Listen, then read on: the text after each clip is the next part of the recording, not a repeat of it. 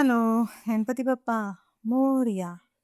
आज घेऊन आले आहे आलू पराठा. ॲक्चुअली खूप रील्स आहेत, खूप YouTube व्हिडिओज आहेत आलू पराठ्याबद्दल आणि प्रत्येक जणाची स्वतःची पद्धतच असेल. So why this recipe?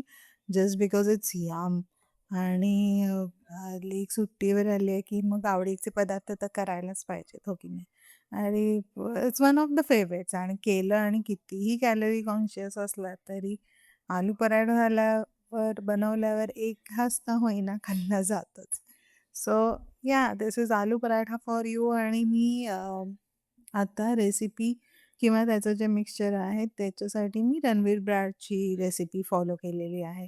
अजून एक व्हाय धिस रेसिपी? कारण गप्पा मारायच्या होत्या आणि मेन म्हणजे हे सांगायचं होतं, की कुठलाही पराठा करताना किंवा आपण रेग्युलर जेवण करताना आपल्याला जर चपाती इन्क्लूड करायची असेल, तर जसं सगळं करायच्या आधी पीठ मळून घ्यायचं. म्हणजे हे एक मला आवर्जून सांगायचं होतं. म्हणजे आजकाल आपण बरेच त्याच्यात बघतो, की त्याच्यातलं ग्लुटन फॉर्म व्हायला पाहिजे किंवा ते पीठ मळलेलं थोडा वेळ तुम्हाला झाकून ठेवलं पाहिजे.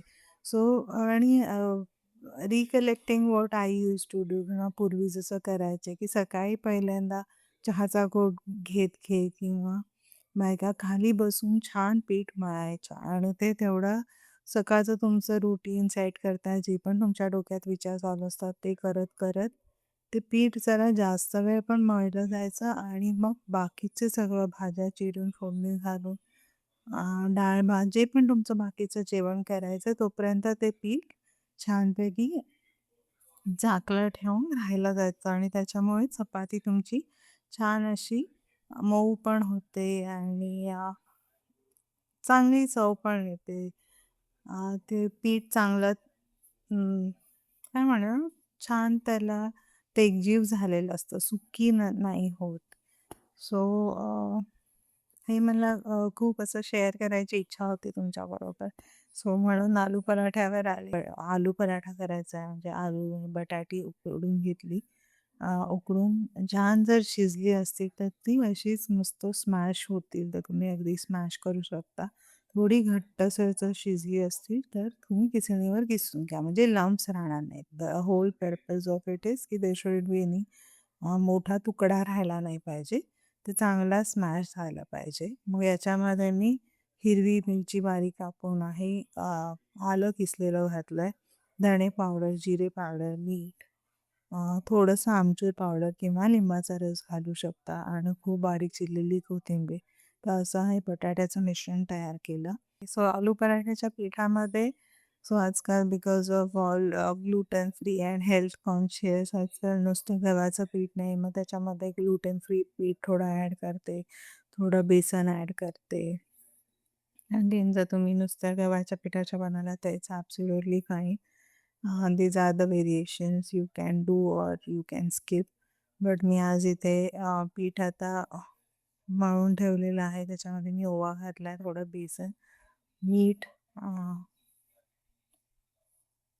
तेल, तूप ॲज पर चॉईस आणि छान ते पीठ मळून झाकून ठेवलं आहे. आता नंतर मळलेल्या पिठामधला म्हणजे ऑलमोस्ट जेवढा पिठाचा गोळा तेवढाच फिलिंगचा गोळा, बटाट्याचा गोळा घेते मी. थिकनेस तुम्हाला तुमच्यावर डिपेंड आहे. तुम्हाला जाडसर आवडतं की पातळ आवडतं.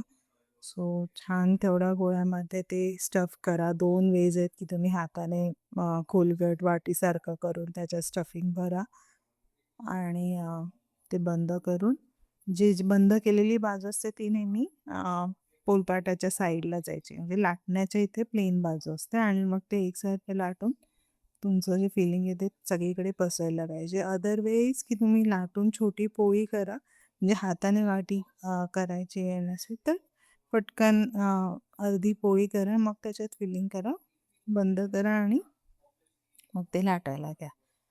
Again your choice. सगळे फिलिंग्स आधी करून ठेवा गोळे बनवून आणि मग लाटून छानपैकी तव्यावर शेकून घ्या. तवा अगदी मोठा ठेवू नका कारण म्हणजे पिठाचे 2 लेयर्स आहेत आणि त्याच्यामध्ये तुमचं स्टफिंग आहे. त्यामुळे ते नीट शिजलं पाहिजे. जर हाय गॅस ठेवला तर नुसतं वरवरचं शिजेल. आणि जर जाडसर करत असाल तर पिठाचं जाड लेयर असेल तर आतून नीट शिजला जाणार नाही. सो एक मीडियम फ्लेमवर तुम्ही हे पराठे करा अँड देन एन्जॉय विथ लोणचं म्हणजे लोणचं, दही, लोणी, व्हॉटएव्हर यू लव्ह.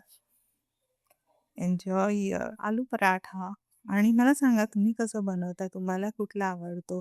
धाब्यावरचा आलू पराठा खाल्लात का? It's again the same at at a times हॉटेलमध्ये गेल्यावर म्हणजे काय म्हणतो ना जसं ऑमलेट, अंडा भुर्जीमध्ये काही चुकीचं होऊ नाही शकत. तसं आय फील की आलू पराठामध्ये पण काही चुकीचं नाही होऊ शकत. Aloo is something everybody loves it. आणि मग प्रोटीनचं व्हेरिएशन पण मी इथे याच्याबरोबरच एक ॲड पण करते. तो म्हणजे पनीर पराठा मी ट्राय केला. ऑफकोर्स ह्याच्यामध्ये म्हणजे जसं मिरची आणि बटाटा आधी उकडून घ्यायला लागतो. पनीरच्या केसमध्ये ते उकडायला लागत नाही. ते मी नुसतंच ग्रेट करून त्याला घ्या म्हणजे आणि किंवा जर घरी बनवलेलं असेल, सॉफ्टच असेल तर ग्रेट करायची गरज नाही. त्यांनी हातानेच ते क्रश करू बारीक फाईन करू शकता आणि मग त्याच्यामध्ये मसाले जे पण तुम्हाला आवडतात. You can add a hint of kasuri methi. So हे सगळे मसाले करून पनीरचं बाइंडिंग तयार करून घ्या आणि मग पोटॅटोच्या आलूच्या ऐवजी तुम्ही पनीरचं स्टफिंग करा. सो मी इथे पनीरचा पण व्हिडिओ शेअर करते आहे पनीर पराठ्याचा. सो मी जसं आलू पराठ्यासाठी शेख रणवीरची यूट्यूबवरून रेसिपी म्हणजे ते मसाले फॉलो केलेले. ऑफकोर्स मी प्रमाण नाही फॉलो केलं, पण जनरली कुठले कुठले मसाले आहेत ते फॉलो केलेलं. तसंच मी पनीर पराठ्यासाठी कुणाल कपूरच्या यूट्यूबमधनं काय काय मसाले आहेत ते रिफर केले. नथिंग स्पेसिफिक ॲक्च्युली मी बरेचसे व्हिडिओज बघत असते. सो आय पिक अप मसाले किंवा जे मला आवडतं आणि जे घरी अवेलेबल असतं both the things. So it's absolutely your choice कसा करायचा आहे. सो सांगा मला तुम्हाला कोणता पराठा आवडला? आलू पराठा, पनीर पराठा? तुमचा काय फेव्हरेट अजून स्टफिंग आहे का? You can also mix aloo and paneer. Onion कांदा तुम्ही आलू पराठामध्ये पण घालू शकता. आणि असे तर बरेच स्टफिंग असतात. मिक्स व्हेज पराठा असतो, परत mooli paratha, cauliflower paratha. There are many. These are 2 favourites which I usually do किंवा मुलांच्या डब्यात मुलांना किंवा सगळ्यांना आवडणारे. So I pick these 2. But तुमची काही क्वेरी असेल किंवा काही सांगायचं असेल तर नक्की शेअर करा. आणि यातले कुठलेही मसाले असे नाहीयेत की हे पाहिजेच आहे किंवा हे नसेल तर चव खूप वेगळी लागेल. So you can try with